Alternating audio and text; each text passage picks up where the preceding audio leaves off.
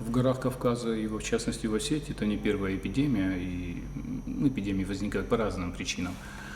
Вот, была и холера, была и оспа, и данный могильник, вообще в Осетии такие склеповые могильники были построены из-за малоземелья, но их очень часто использовали в те моменты, когда были эпидемии. Этим родственникам носили еду до тех пор, пока он жив, и как только человек не трогает свою еду, уже считалось, что он умер уже. Вот, и только один человек вернулся из Даргавского некрополя, из одного склепа только лишь один человек вернулся. Он как бы переболел сам по себе и вышел оттуда и вернулся к своим родственникам. Это всего лишь один случай, который известен.